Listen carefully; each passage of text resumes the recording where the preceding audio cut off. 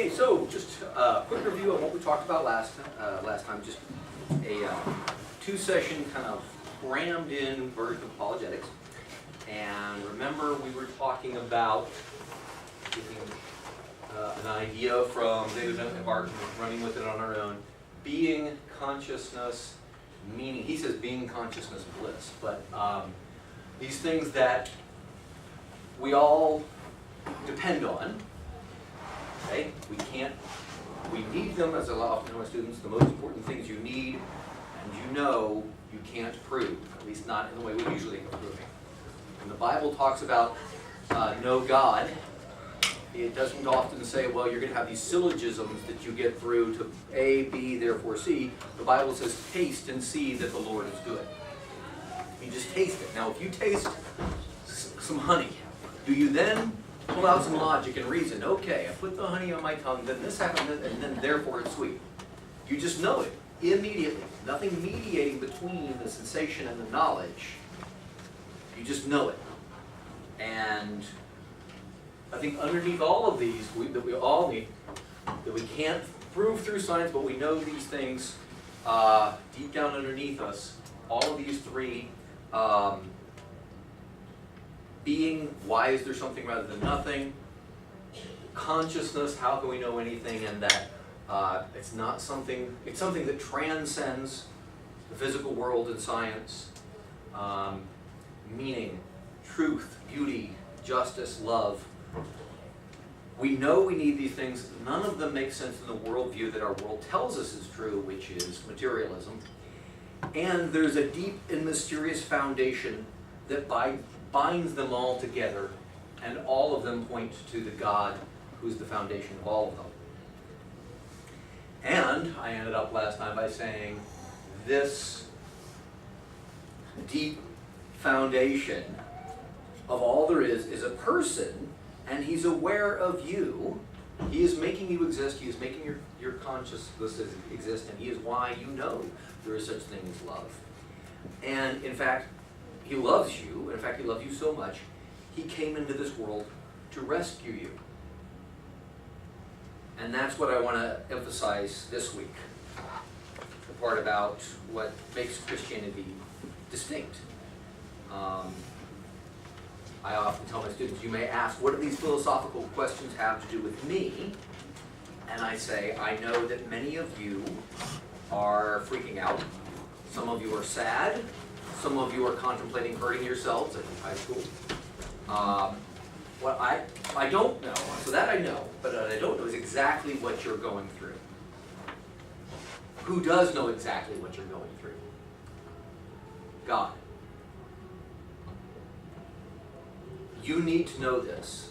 Underneath are the everlasting arms. No matter what is happening or is coming into your life, underneath are the everlasting arms. The foundation of all there is a person.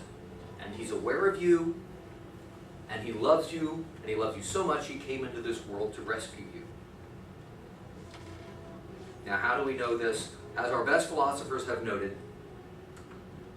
you can't help but know this. Font may be a little small for the people in the back, so I'll read it to you. There is a God-shaped vacuum in the heart of every man, which cannot be filled by any created thing, but only by God the Creator, made known through Jesus Christ. Blaise Pascal. And going further back, Augustine, in a similar vein, you have made us for yourself, O Lord, and our heart is restless until it rests in you. This is what you know you need. In apologetics, the way I look at it, yes, there are evidences we can give, but it's not mainly proving to you with evidence God exists. It's revealing to you what you already know, what you're already yearning for. And I think we kind of get a taste of that. If anybody's read Surprised by Joy, C.S. Lewis's spiritual autobiography, there's yearning, right? If you are just a bag of chemicals, if you are nothing more than a highly evolved animal, these yearnings are a trick played on you by a meaningless, empty black hole of a universe that's just matter bouncing around, and there's been a glitch in the system that made you think you've got meaning. You're yearning for something, but you're yearning for something that isn't there, but you know it's there. You know love is real. That's just one example. Unfortunately, The problem is too complicated and deep for you. Not just complicated, it's much more than that. It's too deep for you. You could never master the infinite depth at the heart of the universe to bring it into your heart, even though that's what you need. Thankfully, the message of Christianity is you don't have to, because in Jesus Christ, God has come to you.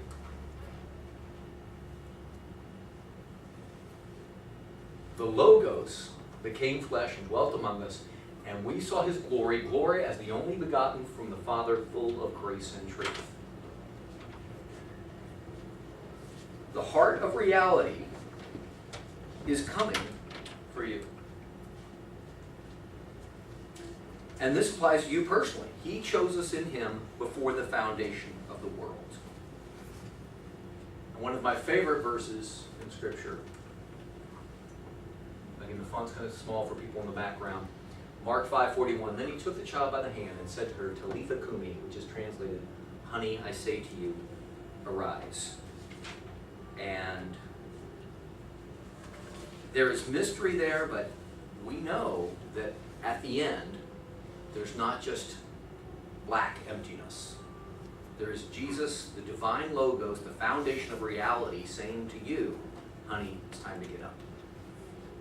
So here's a fact. You yearn for something the world can't give. Here's how C.S. Lewis put it. The sense that in this universe we are treated as strangers, the longing to be acknowledged, to meet with some response, to bridge some chasm that yawns between us and reality is part of our inconsolable secret. That condition makes you yearn for something. What is it that you desire at the depths of your soul? Welcome into the heart of things. The door on which we've been knocking all our lives will be open at last. Our longing to be reunited with something in the universe from which we now feel cut off, to be on the inside of some door which we always see from the outside, is the truest indication of our real situation. And many people resonate with this. Luke Ferry, an atheist philosopher who just wrote an important history of philosophy, lists the world's two major responses to this yearning. They are Christianity and Buddhism. Both demand something good. Both demand compassion for others. And that's what you often hear people say, well, religion just tells you to be nice to other people. Isn't that all that matters? No, it doesn't. It's what are you doing with that yearning? Yes, that's great. Be nice to other people. That's good. We need that. But this is something that goes deeper. Both have completely different responses. They both see that yearning in us, and they say that's the essence of what we're addressing here, but they have different responses to that yearning. Here's how Luc Ferry puts it, or Ferry, I don't know, I think he's French, so I'm mispronouncing it. We can be tempted by the counsels of Buddhism, which can be reduced to a fundamental principle: do not become attached. If we allow ourselves to be trapped by the net of attachments in which love invariably entangles us, we are without doubt preparing the worst suffering for ourselves, because life is a state of flux and impermanence, and human beings are perishable. And it just strikes the devotions I was having the other day, talks about the imperishable that we have in God. And Buddhism has this right. There's a great truth here. If you make, just for example, what is our I can't remember the guy's name, philosopher, American philosopher, who said, what we've done is now that we've gotten rid of religion, now we've made romantic love our new religion, right? And you make, what is that song? Without you, baby, what good am I, right? Living for dying for love, whatever that song is, right? I'm nothing without you. That's our culture. But if you make your spouse your life, you will fairly soon be lowering your life 6 feet into the ground. According to Buddhism, therefore, the answer to this yearning is detachment. So you you should have compassion, but don't get attached. I don't think that, how do I put it? I don't think that works. I don't think the logos won't let you go. Can your heart really accept detachment? Witness the story of Issa. I'm sure I'm mispronouncing his name. An 18th century haiku poet from Japan. I got this from Os Guinness. Through a succession of sad events, his wife and all 5 of his children died. You can't even imagine what he was going through at the time. Grieving each time, he went to the Zen master and received the same consolation. So, why dew? Well, you think of dew on the grass, sun comes up, half an hour, it's gone, evaporated. Dew is transient and ephemeral. So too is suffering and death in this world of illusion. So the mistake is to become too engaged. Remember, the world is dew. Become more detached and transcend the engagement of mourning that prolongs the grief. If you've seen the Star Wars movies, right? That's I enjoy the laser beams and everything, but to me the worst of the movies was the third one, because so Anakin made a mistake. Spoiler alert, by the way, if you haven't seen Star Wars 3. Anakin becomes Darth Vader because he doesn't want his wife to die, and he wants to stop that. And that's, I'm not sure that we use the word bad, but Yoda said you just need to accept it and not be attached to this. And by the way, the guy who made Star Wars, he basically said he wanted not these exact words, but he wanted an apology for Buddhism. And I don't want to mock other religions, I just don't think that is what our heart needs. After one of his children died, Issa went home unconsoled and wrote one of his most famous poems. Translated into English, it reads,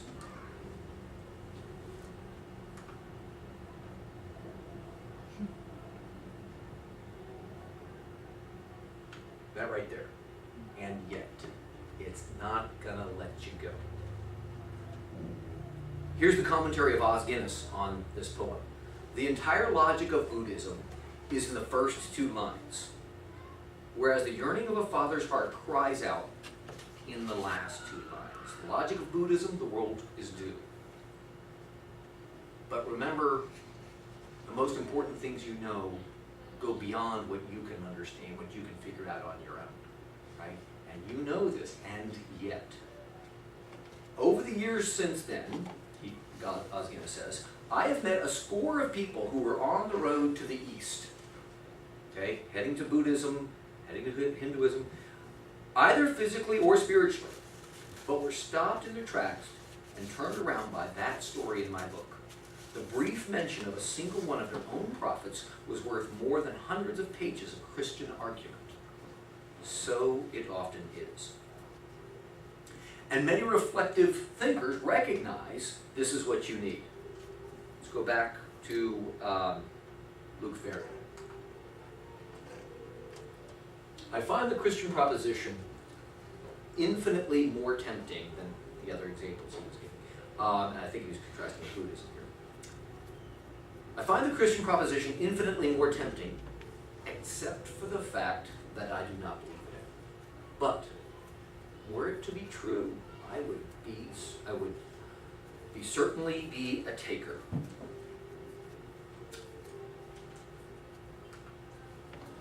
I remember, he goes on, I remember my friend, the atheist and historian Francois Furet, being asked on television what he would wish God to say to him were they ever to meet, to which he gave an immediate answer. Come quickly, your loved ones are waiting for you. And Luke Ferry says, I would have given the same answer and with the same undertow of disbelief. The beauty of the gospel is something you yearn for.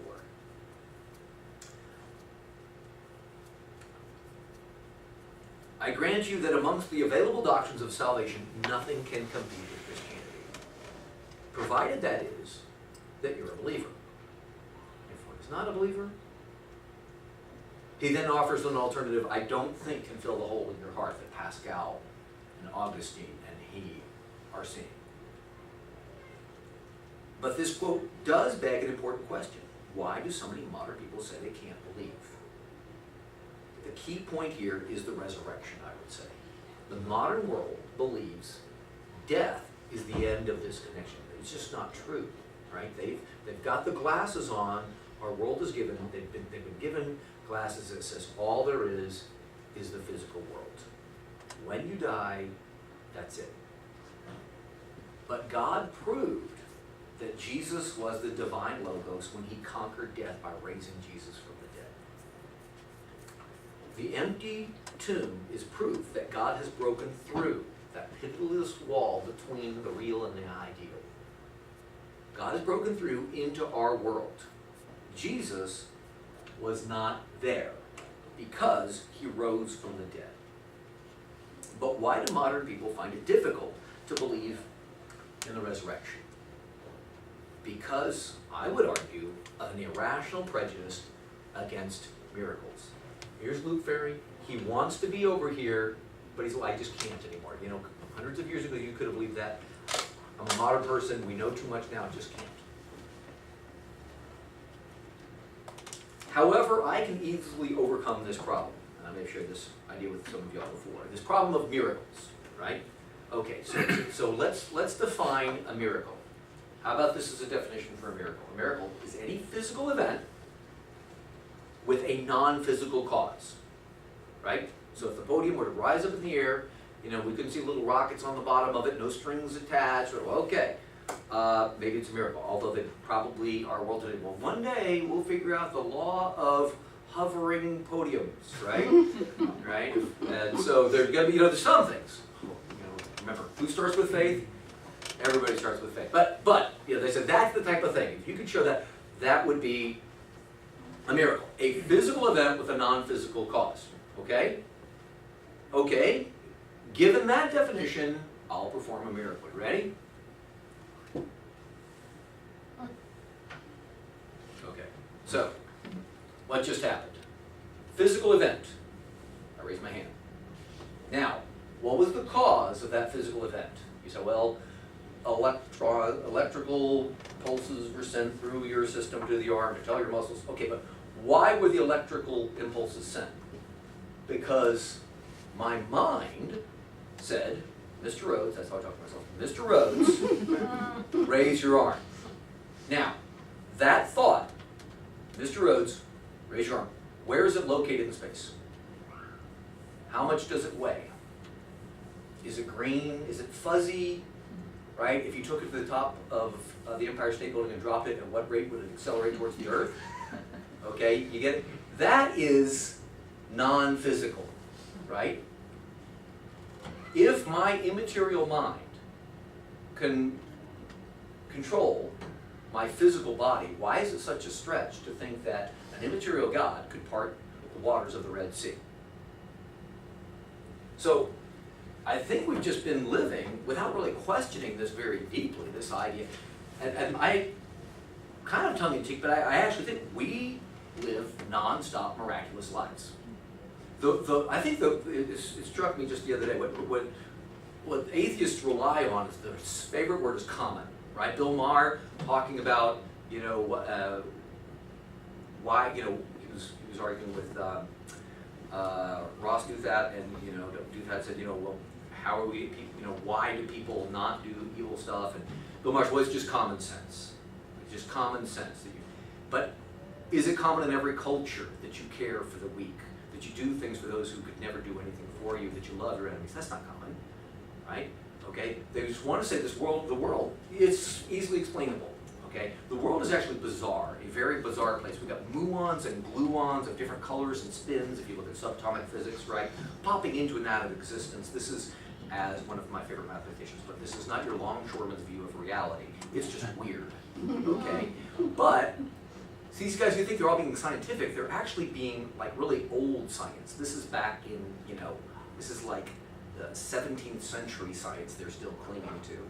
And even that, the guys who came up with that, predominantly Christians.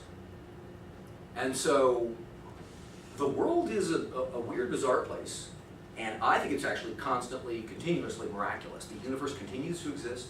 It works in an orderly manner. Math is woven all throughout it, which is not physical. Our immaterial minds control our physical bodies. There's such thing as love. Okay, so I think this should not be a problem. Okay. Also, when one considers the constant activity of God in preserving our very existence, and realize that every breath we draw requires God's sustaining activity, the concept of divine action in the world, I don't think is strange at all. Furthermore, is the concept of a resurrected body really so difficult for modern people? There is scarcely a cell in your body that existed 5 years ago. Biologists now believe most cells in your body are designed to fall apart. Partly because older cells tend to get cancer, making immortal cells not such a great idea. The net result is that you are actively destroying and replacing large parts of your body all the time. Well, if our bodies are constantly replacing atoms and making new cells, there's an atom, there's a new atom, there's another one, right? There comes, okay. So if our bodies are constantly replacing atoms and making new cells, with perhaps the exception of certain heart and brain cells, all throughout our lives, there's no reason to refrain from believing that a God responsible for the existence of matter could also instantly give a person a completely transformed body. Jewish New Testament scholar Rabbi Pinchas Lapid, probably mispronounced his name there, who believed in the resurrection of Jesus. So he remained Jewish, but he believed in the resurrection of Jesus. He understood that the hope of resurrection is, quote, a reasonable faith that one cannot dismiss ahead of time.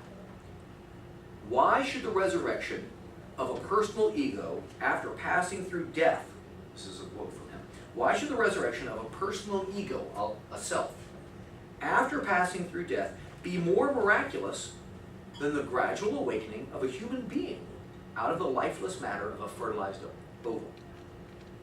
Right? The miracle of the conception of a child. Right? We don't really understand that.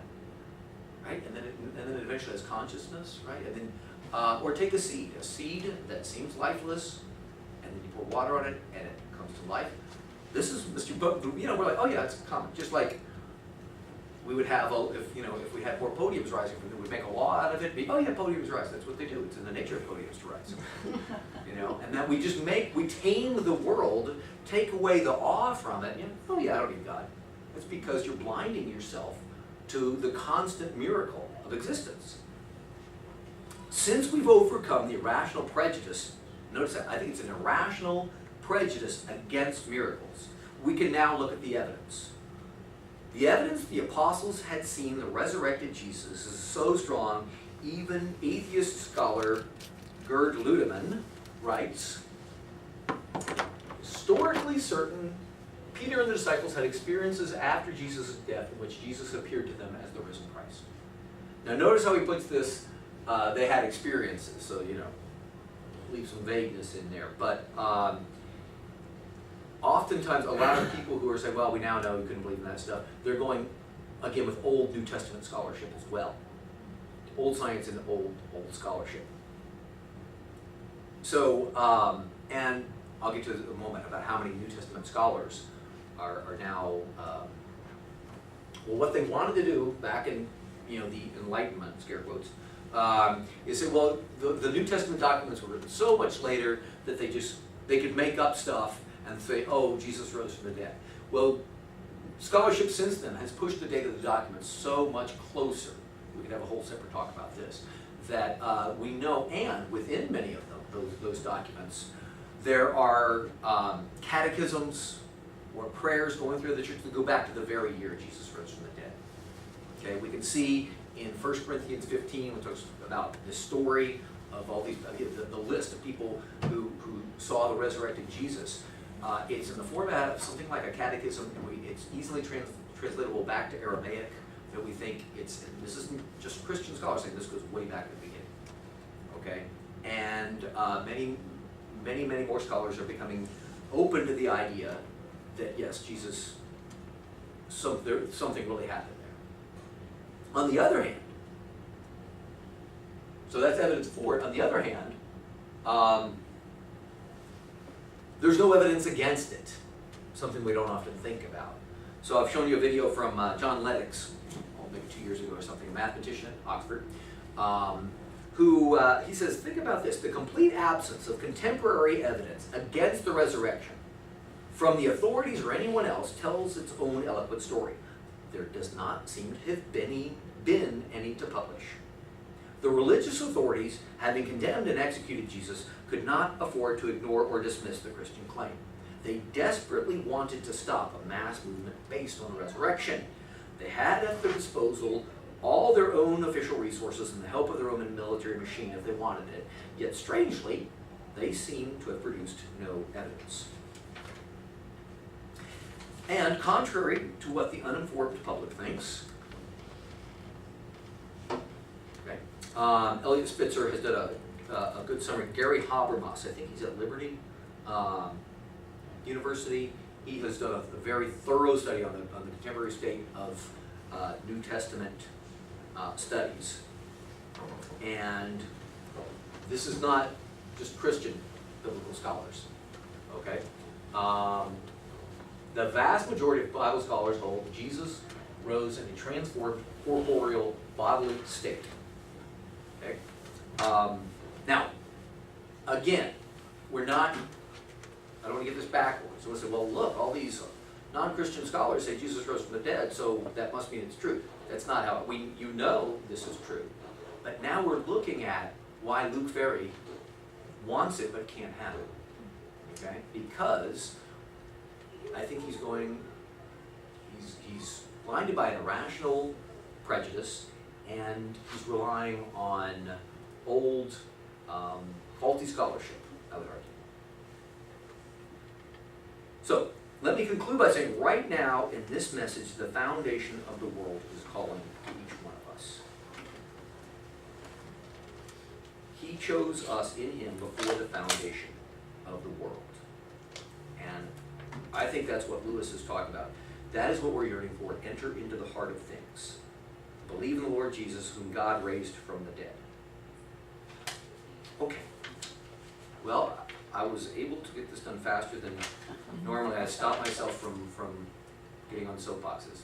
Because I tend to go over time. Does anybody have any questions or comments? Great. Okay. Well, we'll get to get out early today. I'll go ahead and close. Yes? Just before we start, intro for next week? Yes. Okay. We're going to go from the didactic expertise of my brother here to a more participation based.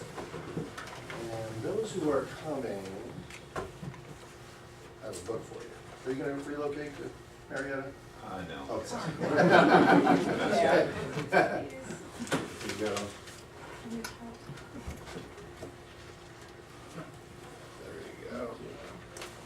This is Assigning homework already? No, this is not homework.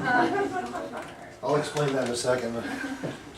Surely you don't object to homework, do you? I'm Well, just you know- like the kid. This is a tool. I'll give one to Vic.